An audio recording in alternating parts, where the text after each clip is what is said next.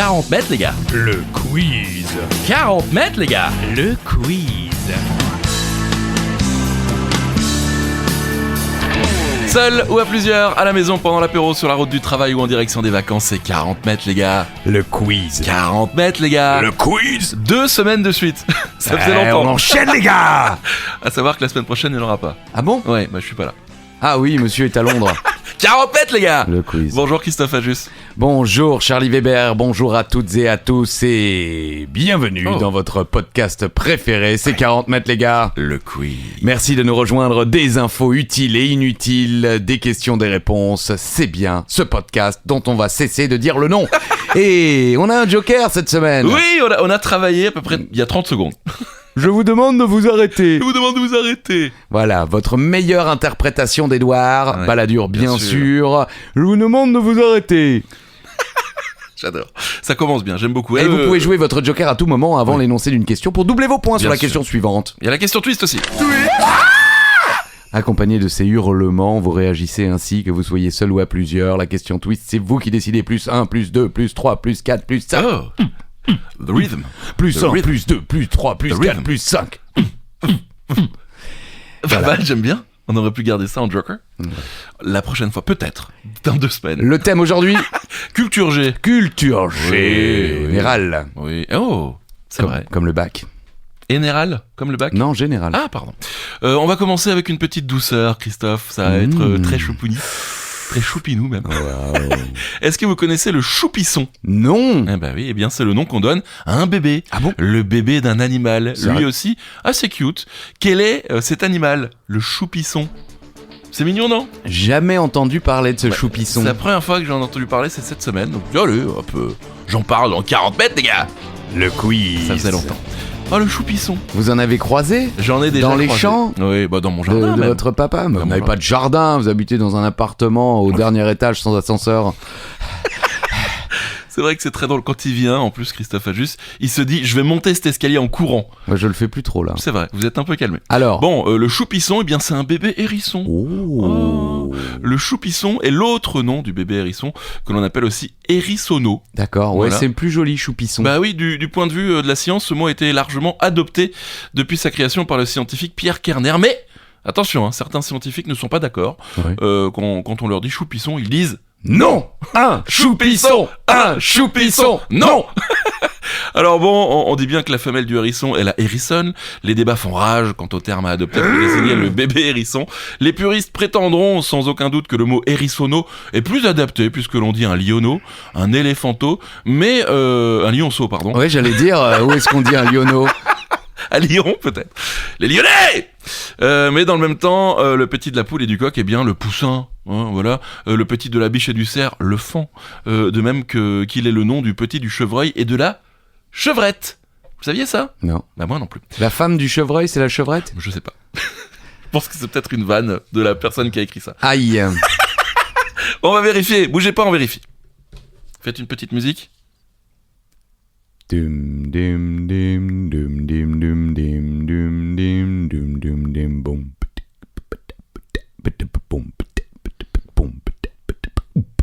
C'est la femelle du chevreuil. Merci. On continue. On ne parle presque jamais de course automobile. En vrai, je m'en tamponne. Mais Oh. le dimanche 24 mars a eu lieu le 3e Grand Prix de la saison. Après celui de Bahreïn et d'Arabie Saoudite, il s'agissait du Grand Prix d'Australie. Mais dans quelle ville se court-il ? J'aime bien la F1, mais en ce moment là, avec Verstappen, je vous parle de trucs dont vous ne connaissez absolument. Ah, rien à carrer. Il est premier au classement après 2 courses. Ouais, oui, il arrête On pas. n'a il pas est encore eu la 3e, hein. J'ai parlé au passé parce que l'épisode sortira après. Oh, mais quel talent. Ce Grand Prix d'Australie qui ne se court pas à Adélaïde, comme à notre époque. Ah oui. Eh oui, Grand Prix d'Australie, à l'époque sûr. c'était Adélaïde, mais non, désormais c'est Melbourne. Ok. Eh ouais, le Grand Prix automobile d'Australie est une compétition automobile créée en 1928, Oh. comptant pour le championnat du monde de Formule 1 depuis 85. Parce qu'au début, ils faisaient juste des courses de bagnole comme ça pour rigoler. Allez. Et de 85 à 95, la course se déroulait donc à Adélaïde. Et depuis 96, le Grand Prix a lieu dans la banlieue de Melbourne, sur le circuit d'Albert Park. Oh. Il s'agit d'un circuit semi-urbain, qui empruntent pour partie des voies de circulation quotidiennes, mais dont les aménagements le rapprochent plus de tracés routiers traditionnels que d'un véritable circuit urbain du style de celui de Monaco. Ah oui. Et pour info, eh bien Alain Prost est le seul Français à s'être imposé en Australie, et ce à 3 reprises. Oh, Alain. Ouais. Alain. Il n'avait pas l'accent. Non, pas du tout. Mais j'aime bien prendre l'accent. Ok. J'ai pas de questions sur les valeurs d'Ovalie, je suis déçu. Mais pas nous. Bon, bah peut-être que Verstappen n'a pas gagné à Melbourne. Je vous demande de vous arrêter. Oui, c'est le Joker. Je vous demande de vous arrêter. Oui, c'est pas Uva qui annonce qu'il a perdu la présidentielle. C'est vrai. Bon, question numéro 3, je sais que vous aimez bien quand je pose des questions sur les expressions françaises. Ah oui. Oui. Alors allons-y. De nos jours, hein, je précise, que veut dire casser sa pipe? Ça va. Ça va, mais bon. C'est offert. J'espère que vous avez joué votre joker. Ah oui, c'est vrai. Bah ça va, si on sait. Ouais, mais quand même. Bon, Oui. c'est connu, on est vieux. Oui, c'est ça. Effectivement, Ah la oui. jeunesse ne le sait peut-être pas. Casser sa pipe, ça veut dire mourir. Mourir. Oui, c'est pas très joyeux, désolé. Ça va. Alors j'ai bien précisé de nos jours. Ah oui, il a précisé. Puisque au XVIIe siècle, Ah l'expression n'a rien à voir avec la mort. Elle désigne le fait de se mettre en colère. C'est de rage qu'on casse alors sa pipe en la jetant à terre, Aïe. mais plus sûrement encore en desserrant les dents pour vociférer. Voilà.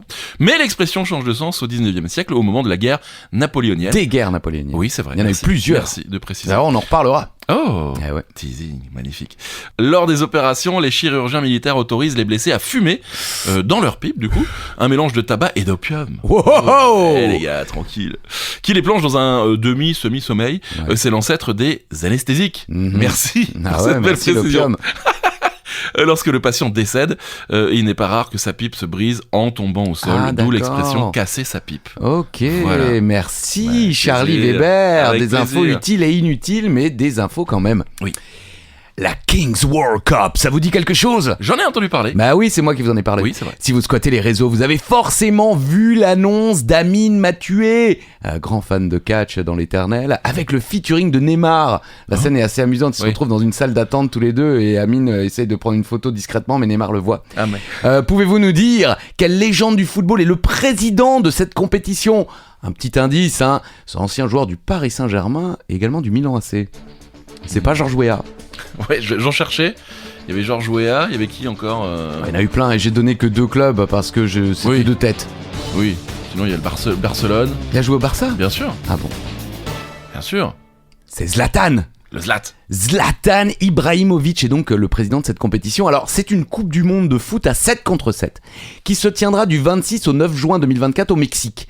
Elle est organisée par la Kings League qui a été créée par nul autre que Gérard Piqué. Encore un ancien Barcelonais. Et ouais. Et dans le staff d'une équipe brésilienne, parce qu'il y a plusieurs équipes brésiliennes, hein, il n'y aura pas une équipe par pays. D'accord. On retrouve donc Neymar et dans l'équipe allemande, pour l'instant la seule annoncée, Mario Götze. Oh, joli. Dans le staff, hein, ils vont pas jouer. Ah, d'accord. Pour l'instant, aucune info n'est disponible quant à la diffusion de cette compétition en France.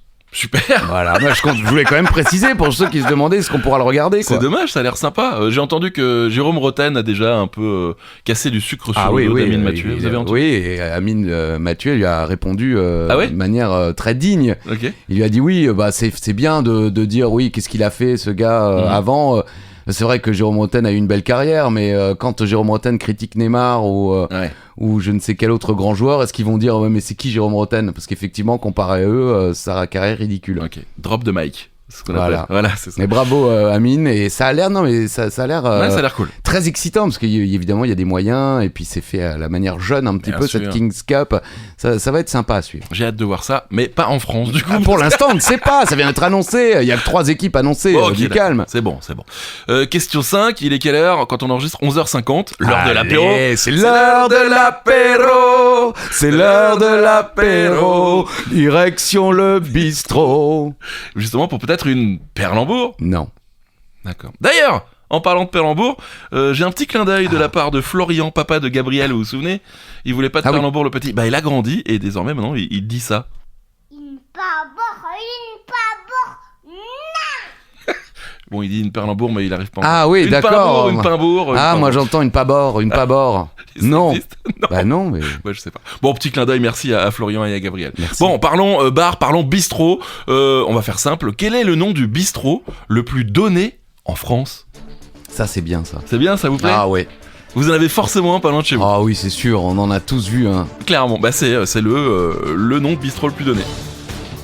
Dans les fictions, en France, souvent le balto. Le notamment ouais. dans Caméra Café Ouais. et d'autres séries ou films, le balto, ouais. Bizarrement, le balto n'est pas dans le top 10. Ouais, bah, j'imagine. Oui. Bon, ouais, c'est le café des sports. Le café des sports, bien Eh, sûr. Il y en a 152 en France des cafés des sports en 2022. Hein. Je pense que ça n'a pas été refait le calcul depuis 2 ans. Donc 152 cafés des sports, 134 cafés de la place. Ouais, le café de la place. Bien sûr. 129 l'escale. Ouais, voilà. Ah, se boire un petit pastiche à l'escale. Allez. Un pastiche. Ouais, bah Ah oui, pourquoi c'est pas. portugais. Et il y a 100 bistrots qui s'appellent la terrasse. Ouais. Ouais, Bof. ouais. Ça c'est le top 4. Hein. Après il y a café de la gare, café du commerce, le bistrot, Mhm. histoire de pas se faire chier, et le café de la poste, bien, Bien sûr. À Maestratzheim chez Thérèse, c'était le café de la poste. D'accord. Comme ça vous savez tout. Vous connaissez même le nom de mon petit village. Voilà, donc si vous avez un café de la poste, allez boire un pastis pour nous. Question numéro 6. Café de la poste faisant foi. Oui. Oh Ah ouais, là, mais on est sur plusieurs niveaux de jeu de mots là. Je vous demande de vous arrêter. Je vous demande de vous arrêter. Mais non, pas du tout. C'est vrai Bof quoi. Petite question histoire et défaite. Ah, super. Quelle est la dernière bataille de Napoléon après laquelle il sera renvoyé à Sainte-Hélène? En gros, dans quelle ville a eu lieu sa dernière défaite? Ouais, On l'a déjà, oui, mais c'est une défaite quand Oui, c'est même. vrai.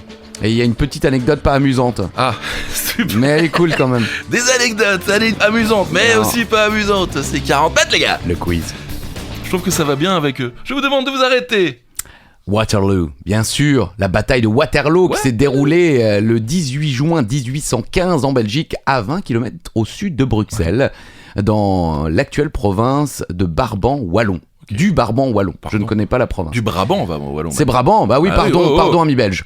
Cette bataille a opposé l'armée française, dite armée du Nord, dirigée par l'empereur Napoléon Ier, à l'armée des Alliés, dirigée par le duc de Wellington, et composée de Britanniques, d'Allemands, le contingent du Hanovre, Ok. du Brunswick et du Nassau, Bien sûr. et de Néerlandais, unités belges et néerlandaises, rejointes par l'armée prussienne Ouais. commandée par le maréchal Blücher. Ça fait Elle s'est achevée par la défaite décisive de l'armée française. La petite anecdote pas drôle? beaucoup. Oui. Les dents récupérées sur les 10 000 cadavres de Waterloo ont alimenté pendant plusieurs années le commerce de prothèses dentaires connu sous le nom de Waterloo Teeth. Ouais. Voilà. C'est pas très joyeux. Ah non, ça. c'est pas joyeux, mais c'est intéressant quand même Ouais, de se ouais, dire ouais. que Des dents. pendant de des- nombreuses années Ouais. derrière, les gens qui avaient des prothèses dentaires, elles avaient été récupérées sur le champ de bataille. Merci. Mais je vous en Je prie, suis un peu- écoutez, c'est des infos Oui, c'est vrai, utiles, c'est vrai. inutiles et C'est vrai. parfois pas drôles. Oui, c'est vrai. Bah oui, c'est pas. Mais au moins on sait. Ça, on pourra raconter ça un repas de famille. Ouais, Pas ouais, sûr. attendez le Dijon quand même. Question 7, c'est à vous encore. Je vous demande de vous arrêter. Oui. Depuis le 10 octobre 1960, les terriens, donc nous, Ah en gros, oui. ont tenté d'envoyer des sondes sur Mars. Si dans un premier temps, plusieurs sondes ont réussi à survoler la planète, il a fallu attendre le 2 décembre 1971 pour qu'une sonde réussisse à se poser et fournir une image. Quel pays a réussi cet exploit? En 71. 2 décembre 71. Incroyable. Ça fait tôt. Ah oui.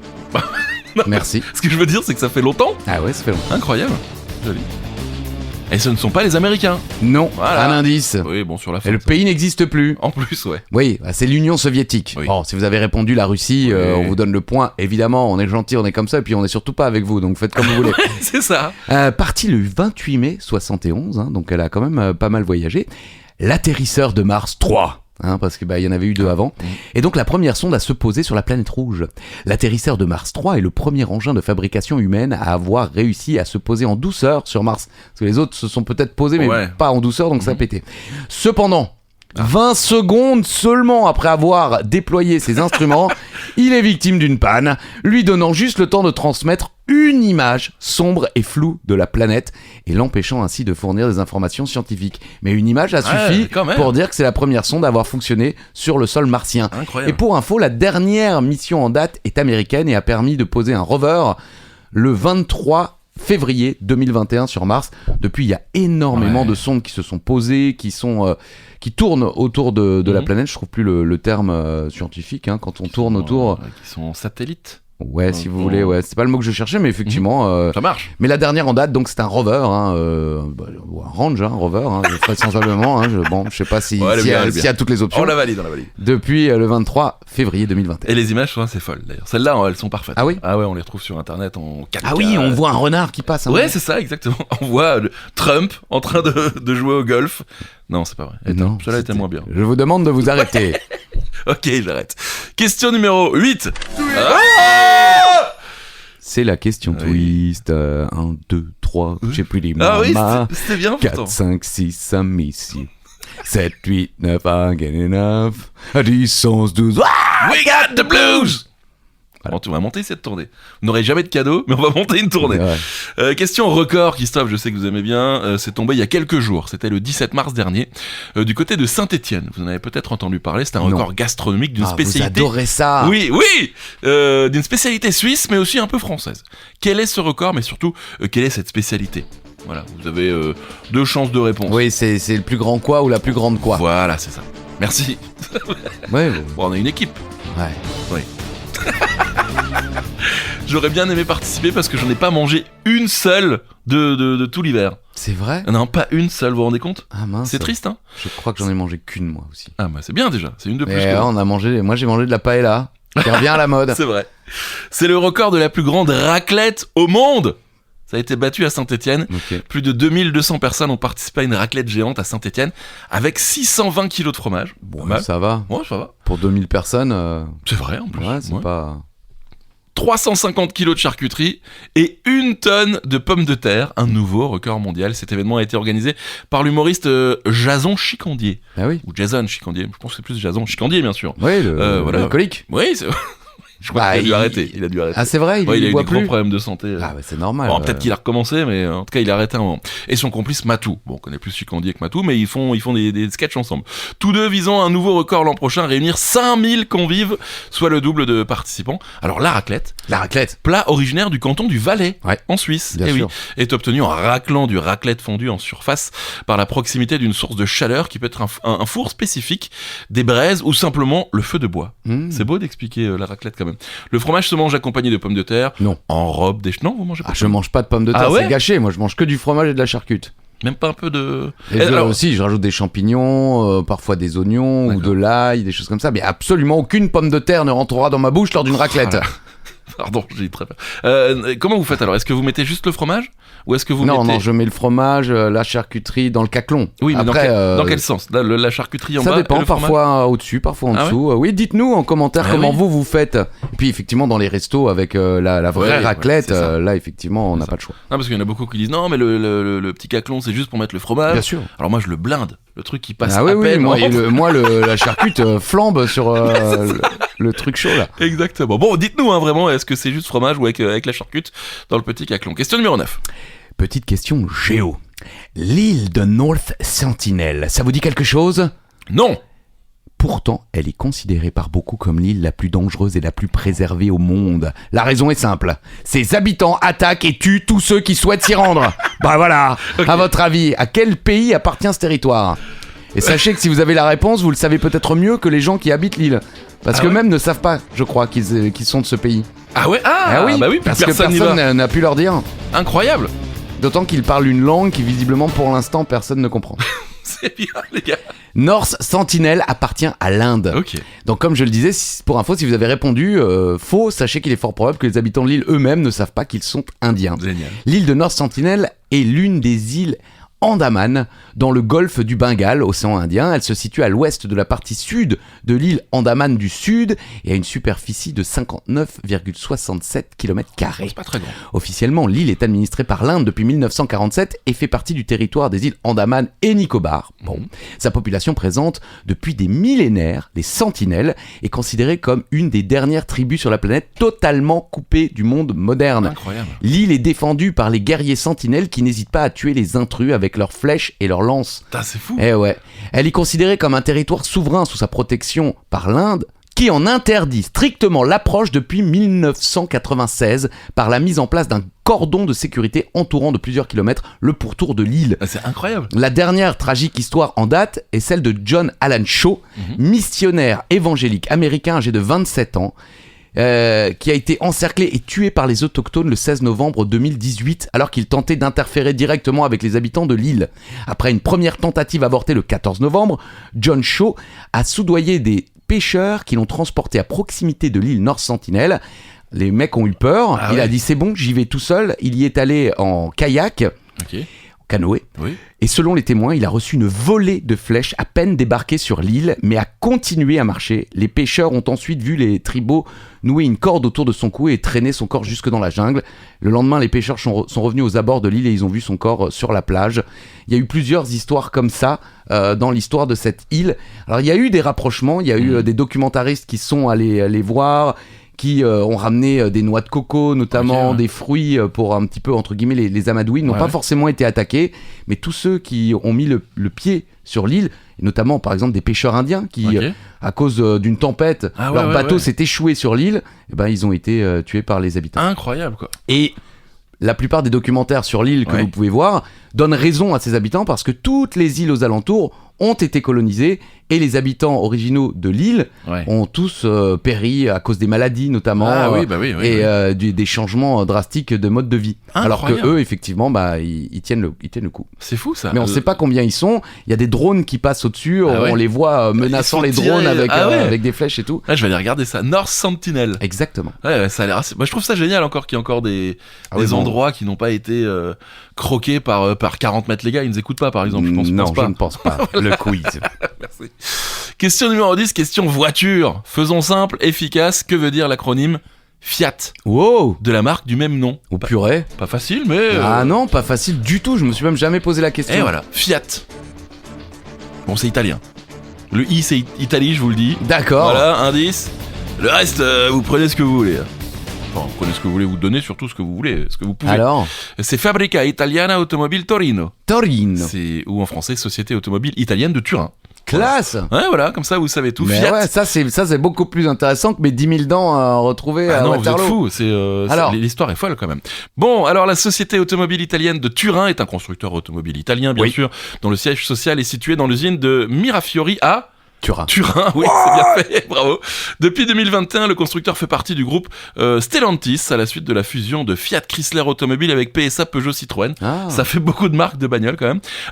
L'acte de création de la Fiat Società Anonima Fabbrica Italiana Automobili Torino, Si. merci, est signé le 11 juillet 1899, Waouh. quand même, au Palazzo Briccherasio à Turin, en Italie. Depuis sa création, le constructeur Fiat est considéré comme le symbole du miracle économique italien. Le groupe a su profiter de la vague des années magiques de l'automobile italienne pour l'histoire. La plus grande usine de Fiat a été ouverte en 1900, c'est fou quand même. Purée. Et c'est consacré à la production de 24 voitures. Autre petite histoire, peut-être un peu plus dans les années sombres, Mhm. puisqu'est sorti le symbole de la voiture familiale et populaire, la Fiat 500, vous la connaissez? Ah oui. Bah bien sûr, hein, c'est une légendaire voiture. Ah oui, est elle née- est ressortie là en électrique. Exactement, elle est née sous l'influence du dictateur Mussolini. Ah, comme beaucoup Voilà. de voitures à l'époque. Hein. Exactement, qui voulait relancer l'économie italienne en offrant à chaque citoyen la possibilité d'acquérir une automobile à petit prix. Comme son camarade allemand. Voilà, exactement. Une première génération surnommée Topolino. Ah si. Fut commercialisée en 1936. Voilà, comme ça, vous avez la petite histoire de la Fiat 500 et de Fiat, tout simplement. C'est à vous, Christophe. Vous le savez, j'adore les extraterrestres. Par contre, je ne sais pas encore si les extraterrestres m'adorent. Oh, si. Mais oui, je pense Si, que quand bien ils m'ont sûr. rencontré... Bien sûr. Cela dit, je crois qu'on fait de meilleurs chiffres d'écoute sur Pluton que sur Terre. Oh purée, j'étais chaud en écrivant la question. C'était hier et j'avais déjà oublié. Bref, vous avez forcément déjà entendu parler de la fameuse zone 51. Bien sûr. Mais dans quel état américain se trouve-t-elle? Oh, facile. Ben vous savez quoi? En me posant la question, j'ai eu faux. Ah bon? Oui. Vous avez dit quoi? La Bah, Californie? non, je vais pas dire. Bah, il y Bon, en a alors j'ai 50. dit le Nouveau-Mexique. Ok. Bon, bah, c'est ni la Californie ni le Nouveau-Mexique. Mais c'est peut-être un peu entre les deux.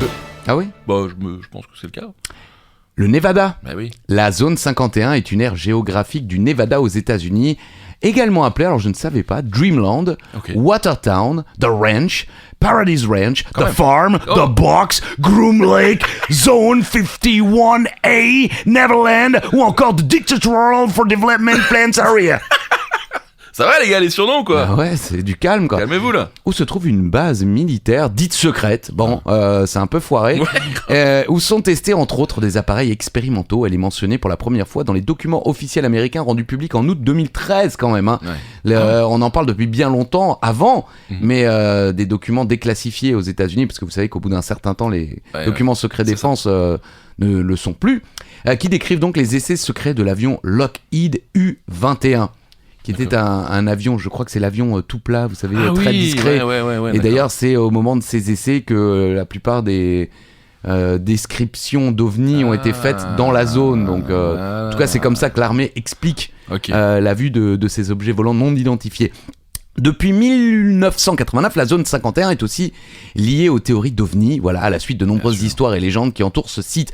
On retrouve la référence à la zone 51 dans de nombreuses chansons, romans ou encore fictions et séries comme Stargate, X-Files, Malcolm, le fameux épisode à Vegas où Hal, Reese et Malcolm se perdent dans une base militaire. C'est vrai. Où ils se font attaquer.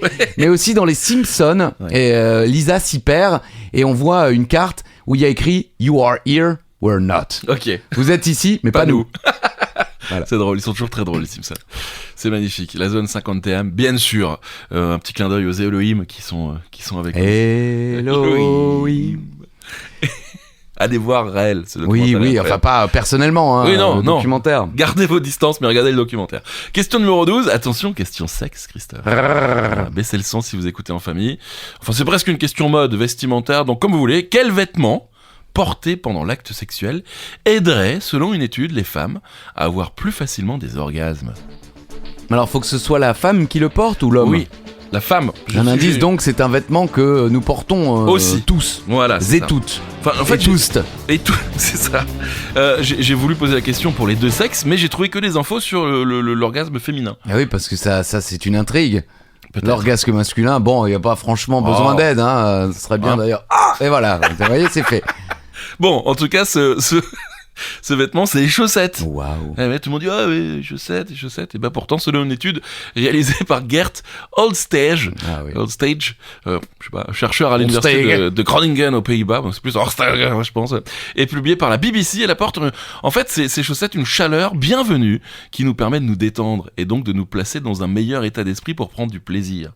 Il s'explique un environnement plaisant avec une température ambiante agréable aide les femmes à se sentir bien et à jouir plus facilement. Ouais, en gros, vous foutez le chauffage, quoi. Oui, mais bon. C'est ta merde, son étude, là. Comment il s'appelle, Gert Oldstage.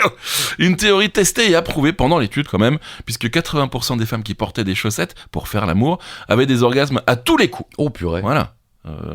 Indice pour vous à la maison. Contre 50% seulement pour celles qui restaient pieds nus. Les chaussettes ont aussi un autre avantage puisque les pieds sont une zone des plus stratégiques. Avoir les pieds au chaud permet d'améliorer la circulation sanguine. Or, une meilleure circulation du sang permet de faciliter la montée de l'orgasme. Gardez vos chaussettes. D'accord. C'est pas sexy. Je les garde, moi, vous inquiétez pas. Plusieurs jours de suite. Oh non, horrible. Mais celles d'aujourd'hui sont neuves de ce matin. Ah, ça me fait plaisir. C'est mes chaussettes Racing McDo. Ah ouais, je les porte bien, pour toutes les grandes occasions. Ouais. Enregistrement de 40 mètres, les gars. Entre autres, Chéri Venzi, tout ça, oui. Vous aviez un slip aussi comme ça? Oui, mais je l'ai pas aujourd'hui. Ah, dommage. Alors, musique. On va faire court parce qu'on a peut-être pas forcément les droits. Allez. Je me suis posé la question et j'étais incapable de répondre. C'est qui chante? C'est la Pi qui chante. Ouais, vous saviez? Oui, parce que je l'ai diffusé. Ok, c'est dingue. Moi, honnêtement, incapable de répondre. Bah en fait, je pense que c'est le seul titre qui... Voilà, ils n'en feront pas d'autres, les gars. Bah c'est surtout c'est Luis Fonsi. Et c'est un featuring avec Daddy Yankee. Bien sûr. On m'appelle Daddy Chocolat. Bientôt 8,5 milliards de vues sur YouTube. Luis Fonsi, puisqu'il est de San Juan, Puerto Rico. Et la musique portoricaine a le vent en poupe, parce que, comment il s'appelle Mince. Bah, je peux pas vous aider là. Mais si... Ricky Martin? Non, l'autre. L'autre, non. Mais... Chris Martin. Bad Bunny. Ah, Bad Bunny. Bad Bunny, le chanteur le plus écouté au monde, et portoricain aussi. Je savais pas. Luis Fonsi, de son vrai nom Luis Alfonso Rodríguez López Capero, né le 15 avril 1978 donc à San Juan dans le Commonwealth de Puerto Rico aux États-Unis, est un chanteur de pop latino-portoricain. Sa musique reprend différents styles R&B et pop rock. Il devient mondialement célèbre pour sa chanson Despacito en featuring avec Daddy Yankee. Le clip officiel dépasse les 6 milliards de vues sur YouTube en 2019. 5 ans plus tard, 8,5 milliards. Ça monte un peu plus doucement, mais c'est normal. Ce qui en fait la deuxième vidéo la plus visionnée de la plateforme. Par la suite, il sort un nouveau titre, Échame la culpa, en featuring avec Demi Lovato quand même, qui cartonne également sur YouTube, dépassant très vite les 2 milliards de vues. Je pensais qu'il n'allait faire qu'un titre, mais non, ça va. Il a sorti un album, il a fait une reprise avec Justin Bieber, je crois. Oui, c'est vrai. de Despacito d'ailleurs. J'ai été méchant. J'ai été méchant. Il a même sorti un album que pour la France. Ah bon? Oui, je sais pas pourquoi. Peut-être que le titre a vraiment eu beaucoup de succès en France On par l'a rapport à d'autres pays. Beaucoup diffusé. Ouais. Beaucoup trop même. Question numéro 14. Je vous demande de vous arrêter. Je vous demande de vous arrêter. Dites-nous qui fait la meilleure imitation de... Là, aucun des deux. C'est clair. Edouard, si tu nous écoutes, Ouais. hein. Ah non, il est pas parti. Je ne crois pas. Bon, si t'es pas parti, Edouard, tu nous envoies la tienne. Ouais, Ta Calmez-vous. version, je veux dire. calmez-vous. Ouais, parce Question- qu'avec les hommes politiques. Question science, c'est la 14e question déjà. Que mesure l'échelle de Beaufort? L'odeur du fromage. Eh ben non. Merci. C'était dans ma réponse. J'ai pas vu. Oh, Entre parenthèses, rien à voir avec le fromage. voilà, je la ferai quand même. Attention, une blague arrive, les amis. C'est la vitesse du vent. Ok. Vous saviez pas? Non. Moi non plus. L'échelle de Beaufort a rien à voir avec le Je crois fromage. qu'on l'entend de plus en plus hein, C'est maintenant, oui, par les consultants sur Oui. les chaînes info. Oui, c'est vrai. Je vais la refaire. L'échelle de Beaufort a rien à voir avec le fromage. Ah ouais. Parce que Beaufort, le Oui, oui, fromage... mais attention, est une échelle de mesure empirique. Oui, comportant 13 degrés de 0 à 12 Ok. de la vitesse moyenne du vent sur une durée de 10 minutes utilisée dans les milieux maritimes. Initialement, le degré Beaufort correspond à un état de la mer associé à une fourchette de la vitesse moyenne du vent. Donc c'est une fourchette. Là, on est à peu près à 0. 0,2 peut-être. Même si de nos jours, cette vitesse peut être mesurée avec une bonne précision à l'aide d'un De son doigt. Ça marche, on lèche le doigt, et hop. Anémomètre. Pas facile, dites-le. Anémomètre. Oui, bon, c'est facile. Il reste commode en mer d'estimer cette vitesse par la seule observation des effets du vent sur la surface de la mer. C'est génial. Bon, ouais, là, on est à 4, là. Voilà. Alors pour vous, un marin est forcément alcoolisé. Non, mais c'était la voix d'un homme qui a travaillé, vous voyez ce que je veux dire? Ouais, qui a travaillé Oui, son avec pastis, quoi. Avec un peu de rhum. Il revient à l'amiral britannique Francis Beaufort, 1774. D'où le nom. Oui, 1857, merci. D'avoir en 1805 imaginé une échelle comportant des critères assez précis pour quantifier le vent en mer et permettant la diffusion d'informations fiables universellement comprises. Ce fut l'échelle de Beaufort. C'est magnifique quand même. Je vous passe les équations savantes pour faire le calcul, mais si vous voulez, vous pouvez les retrouver sur la page Wikipédia de l'échelle de Beaufort. Il y a tout un... Il y a des lignes et des lignes d'équations. Je vous souhaite bon courage. On va continuer. Question numéro 15. On va rester dans le Beaufort, Christophe. Ok. Ça vous fait plaisir? Oui. Oui, le fromage, cette Ah. fois-ci, voilà. De quelle région française est originaire le Beaufort? Normalement, c'est facile. Vous avez vu comme j'ai rebondi Oui. vers le fromage? Ah bah normal. Ouais, oui. J'aurais pas su. Ouais, j'aurais pas su non plus. J'aurais Ah peut-être- voilà, vous dites c'est facile. Ni vous ni nous n'avions la réponse. Et on aurait pu dire le Jura. Eh ben non, c'est la Savoie. Ok. Voilà. Le Beaufort est l'appellation d'origine d'un fromage au lait cru de vache à pâte pressée cuite, élaboré en Savoie en France. La production du lait et sa transformation s'effectue dans une aire comprenant la région du Beaufortin, d'où il tire son nom bien sûr. Il est formé en meule à talons légèrement concaves, comme ça vous le savez. L'appellation Beaufort est préservée commercialement, ouais, via une appellation d'origine contrôlée, une AOP. Petite anecdote, Jean-Anthelme Brillat-Savarin, le célèbre Ouais. gastronome du XVIIIe siècle, En culotte courte, disait-on à l'époque. c'est vrai, Kiri. Ah oui, pour les gastronomes aux culottes Ah, courtes. mais oui! Surnommé le Beaufort, le prince des gruyères. Oh, faté. C'est beau, comme- Quand même, hein. Franchement, hein. Hein. Nous, on n'aura jamais de surnom, mais lui, c'était le prince des gruyères. Et puis, autre anecdote, à Albertville, on produit... Ah, c'est tout. C'était ça l'anecdote. Le mec était surnommé le prince des gruyères. Non, c'est Jean-Anthelme Brillat-Savarin, surnommé le Beaufort, le prince des gruyères. Ah, je croyais que c'était lui son Ouais. surnom. J'avais mal écouté. Non, c'est pas grave, vous m'écoutez jamais. Non. Voilà. Autre précision, Oui. autre petite anecdote peut-être. Ouais. À Albertville, on produit de l'électricité avec le Beaufort. Oh. En effet, les matières non utilisées lors de la production du fromage, telles que le petit lait, sont transformées en biogaz. Tout comme Allez. à Maestratzheim, chez moi, où en fait, moi il y a les choucrouteries, hein, Maestratzheim Bien à côté sûr. à Krautergersheim, et donc le jus de choucroute, au lieu de le jeter, ou de le recycler, On en fait de l'énergie. on en fait de l'énergie et on en fait de l'électricité, et c'est une première mondiale, monsieur. Ouais, cela dit, il n'y a pas beaucoup d'autres endroits où on Et voilà, cultive la choucroute pour faire. Bah, bref. Bon, tout ça, c'est pour dire que c'était un peu grâce à mon papa aussi. Bravo, monsieur Charlie Weber senior. Oui. Bon, question numéro 16. Cinéma. Cinéma. Je vous demande de vous arrêter. Cinéma. Voilà. Sur la route, On the Road, On est the- un road movie franco-américano-canado-brésilien. Réalisé par Walter Salles. Ou Sales. Sorti en 2012. Vous l'avez vu? Oui. Pas moi. Le film est inspiré du livre, du même nom bien sûr, On the Road, sur la route. Mais qui est l'auteur de ce livre? Lui, je l'ai lu. Moi aussi. Et j'ai adoré. Moi, je l'ai lu en VO. Faudrait que je le lise Ah ouais. en VF. Je crois que je dois l'avoir, je peux vous le filer si C'est assez compliqué en VO quand même. Oui, parce oui, que bah, c'est une écriture particulière. c'est ça. Et j'ai vu à Paris, il y avait une exposition sur les beatniks et il y Ouais. avait le Et c'est ça ce que c'était l'une des infos Allez, intéressantes. j'en ai rien alors. Non, c'est pas grave, mais c'est Jack Kerouac, Oui, bien bien sûr. Jack Kerouac, Sur la route, titre original On the Road, et le roman le plus connu de Jack Kerouac, publié en 1957. Ce livre a été écrit d'un seul jet, Oui. en 3 semaines, du 2 au 22 avril 51, sur un rouleau de papier de 120 pieds, c'est-à-dire 36,50 mètres. Il n'a pas donc écrit sur un cahier, Mhm. il n'a pas pris des feuilles volantes, non, c'est un rouleau, comme Ah ouais. un papyrus en quelque sorte, C'est ça. de 36,50 mètres. Donc pendant 20 jours, 3 semaines, il a écrit comme ça d'un jet sur ce papier. Donc vous l'avez vu. Mais j'ai vu, ouais, il était en. Parce qu'effectivement, il est exposé dans... C'est ça, dans le monde entier, ouais. C'est impressionnant.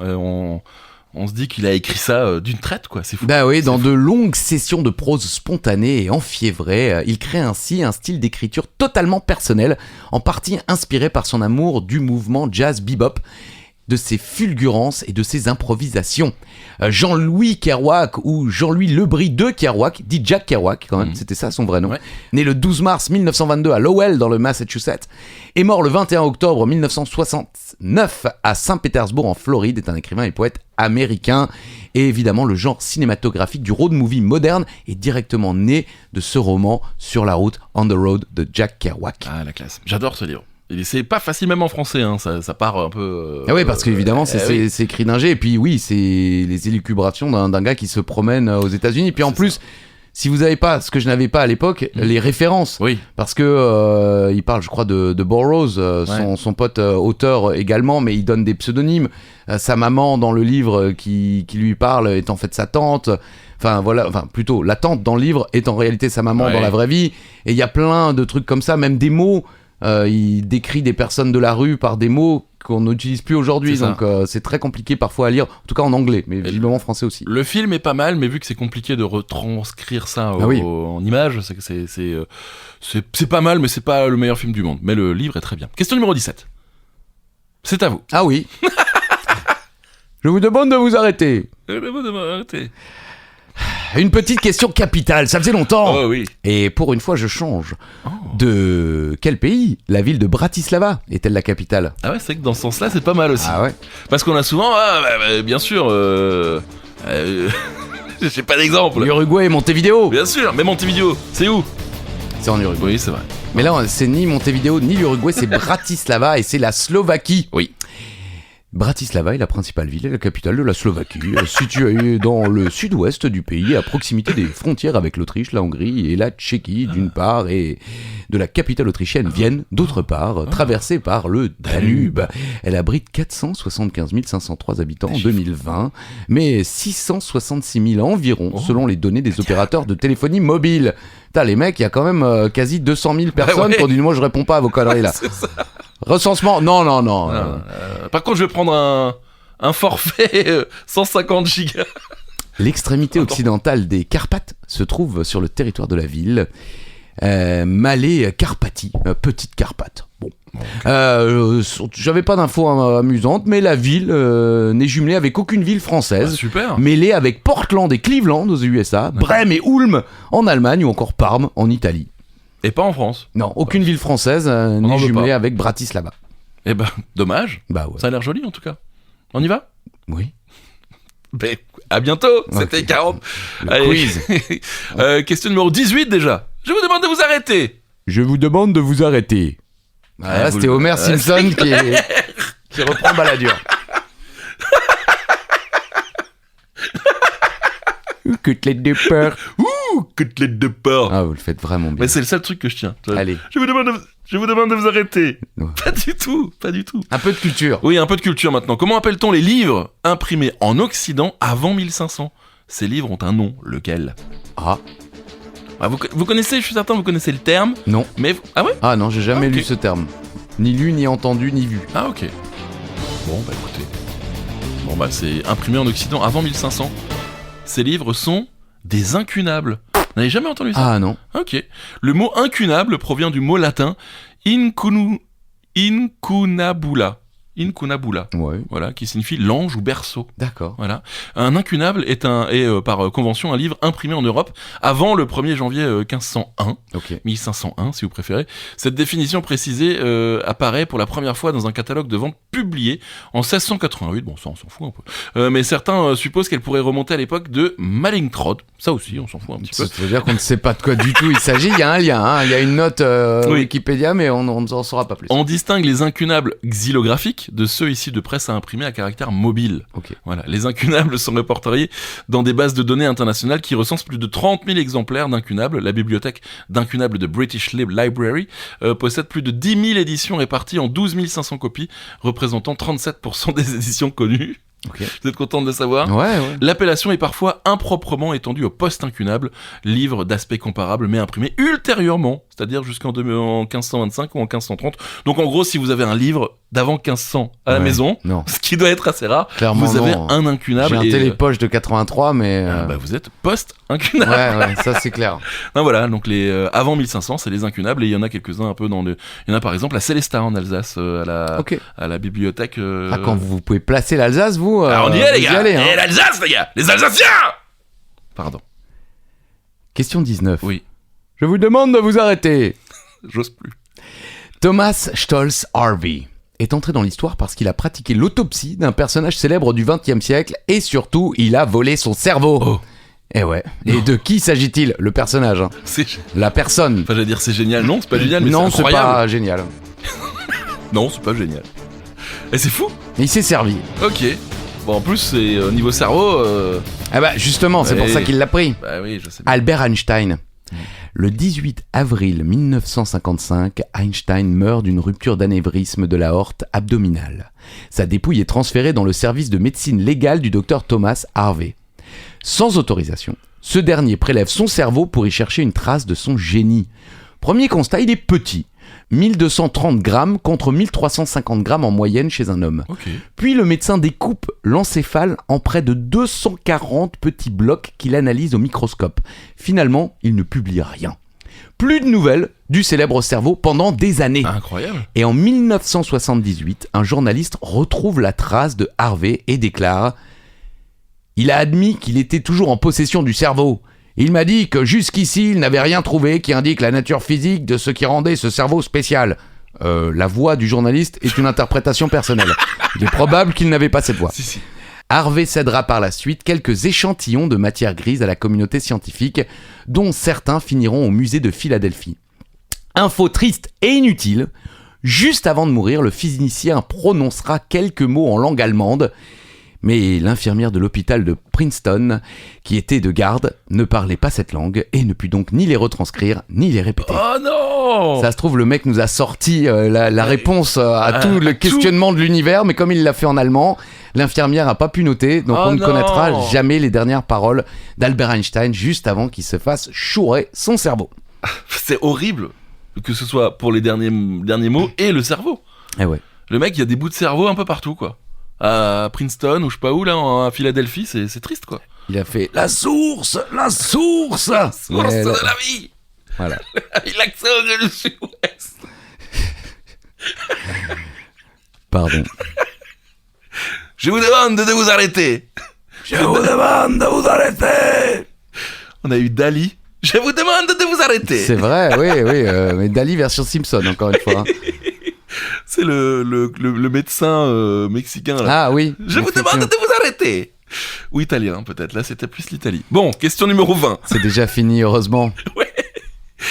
Question ciné pour finir. On parle beaucoup de Dune 1 ou de Dune 2, bien sûr. Ouais. Oui, en ce moment, qui vient de sortir avec, entre autres, Timothée Chalamet et Zendaya. Je mais sais même pas. Ah bon? Non. Très bien. Mais saviez-vous qu'une première version était sortie en 1984, bien Oui. sûr, avec entre autres le chanteur Sting. Mais qui a réalisé cette première version? On me l'a dit il y a 2 jours. Ah ouais? Oui. La réponse? Mais c'est pas avec vous qu'on me l'a dit d'ailleurs? Ah, c'est possible. Ah si, c'est Pry qui nous l'a dit. Ah oui. Eh oui, on parlait bah ça, parce qu'il est allé le voir au cinéma. Oui. Ah oui. Et j'ai demandé, mais il y avait pas Sting dans l'original? Si, Sting. Et réalisé par... David Lynch. Ah ouais. Eh oui, un cinéaste, scénariste, photographe, musicien et peintre américain, né le 20 janvier 1946 à Missoula, Montana. Vous pouvez me le faire avec... pas facile. Missoula, Montana. Ouais. Ok, un peu déçu. Ouais. Il est l'auteur de 10 longs métrages sortis entre 77 et 2006, comme la série Et Twin Peaks. ainsi que d'une série télévisée notable, Oui, Twin Peaks. Ça va, mais j'ai vu Twin Peaks, j'ai sauté dessus J'ai parce pas que vu. c'est une super série. Elephant Man également, Blue Velvet, Mulholland Drive. Il a reçu la Palme d'Or. Oui. C'est Laure et Lula aussi que j'aime beaucoup. Ah oui, c'est vrai. Je l'ai pas mis, mais si, je l'ai mis en plus parce Avec qu'il a Nicolas gagné. Cage. Il a gagné la Palme pour ce Ok. film-là. Voilà. Mais à la base, ce n'est pas lui qui aurait dû sortir la première version de Dune. Non. Attention, l'histoire est assez folle. Aïe. En 1975, le réalisateur Alejandro Jodorowsky. Jodorowsky. Ouais, alors la rota sur le prénom et le J normal. Alejandro Ouais, Allez, le nom de famille, effectivement, c'est peut-être Jodorowsky. Voilà. Commence à travailler sur une adaptation du roman. Mhm. Le projet devait voir la participation d'Orson Welles, Quand même. de Salvatore Dali, Ah ouais. de Mick Jagger, Oh purée. du dessinateur Möbius, Ah oui. du designer H.R. Giger, Bon là je connais pas. ouais, moi non plus, et être mis en musique par le groupe des Pink Floyd Purée. et les Français de Magma. Mais le projet tourne court. Les studios de production lâchent Jodorowsky et son associé Michel Sédou. Vous Jodorowsky, croyez que c'est le papa Peut-être. de Sédou? peut-être. Vous voulez qu'on regarde? Non. Jodorowsky réutilisera une partie de son travail et de l'univers de Dune sur la bande dessinée La Caste des Métabarons, un documentaire. Je crois que vous m'avez parlé de ce documentaire. Non, c'est Praille aussi. Ah, c'est Praille aussi. Ah ouais. Jodorowsky's Dune, Mhm. voilà, avec l'accent, réalisé par Frank Pavich et retraçant le développement du projet, a été présenté à la quinzaine des réalisateurs au Festival de Cannes en 2013, puis est sorti en salle. Ça a l'air plutôt pas mal. Orson Welles, Dali, Mick Jagger, rien ouais. que ça. Les Pink Floyd qui ont d'ailleurs commencé, ils ont commencé la BO du film, ça n'est jamais vraiment sorti.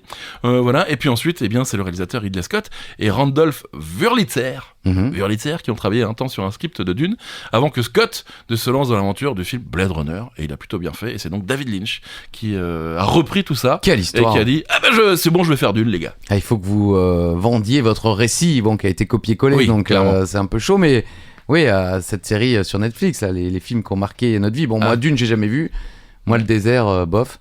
Oh. Laurence d'Arabie et Dune, non. Non, Non. c'est les deux. Les Voilà, autres, ça va. voilà. Le boulet, ça va. Ouais, le boulet, ouais, voilà. j'ai bien aimé, ouais. Par exemple, ça, ok. Mais pas le reste, quoi. Bon, c'est la fin, déjà, de ce 40 mètres, les gars. Le quiz. Alors, est-ce qu'on pose une question pour les... Mais oui, pour le plaisir de faire jouer également nos camarades sur les réseaux. Oui, Vous exactement. nous répondez, effectivement, alors visiblement, Oui. une amie personnelle de Charlie... Non. Ah bon, ok. Enfin, c'est pas une amie personne, mais elle nous écoute et on la remercie. On l'embrasse. Voilà, c'est Christ Venn. Alors peut-être que c'est un homme, je ne sais pas. Bah, J'ai alors, vu Christ, pardon. Alors, Oui. un ami personnel, peut-être. Homme. Une Par personne. l'autrice. Ah non, par l'autre. Une personne. une personne... Christ Wen qui nous a dit à défaut juste de dire le nom du gagnant et faire une dédicace, c'est suffisant. Au pire, ça fait un sélectionné pour un grand tirage pour faire un épisode avec vous. Bien évidemment, ils vont au Central Perk. Déjà, ça c'est la réponse. Bon, alors de on la semaine remercie dernière. ou on le remercie. Merci. Bravo pour cette bonne réponse. Effectivement, on va peut-être sélectionner pour les épisodes invités. Oui, peut-être ça. Les gens Mais- seront un peu plus sobres que nos invités habituels. Non. Et puis on va quand même essayer de faire des cadeaux. Mais en tout cas, on vous invitera. La question. Juste avant, il Ouais. y a encore le gagnant du quiz télévision qu'on n'avait pas donné la semaine Bah, dernière. elle- Et ben c'est Fabien. C'est Fabien qui a gagné la quiz télévision et Chris Venn qui a gagné sur série. Ah oui, Voilà. c'est vrai que c'était vieux. Fabien et Chris Venn. Donc Merci bravo à Fabien, merci Chris Venn. vous. Donc pour jouer, c'est très simple. Vous laissez votre réponse sous le post Instagram ou encore sur Spotify. D'accord. Également, vous pouvez répondre à la question. Quelle est la question, Christophe? Quelle est la capitale de la Suisse? Voilà, simple, efficace, Ouais. on fait pas compliqué, on aime vous faire plaisir. Sur ce, nous on se retrouve vendredi Avec plaisir. pour un nouvel épisode de 15 minutes, les gars. Les quiz. Là, les quiz, c'est les quiz. C'est les quiz. C'est les quiz. On écarte les quiz. Oh. 40 mètres, les gars. Les quiz. C'est fini, à vendredi, bisous.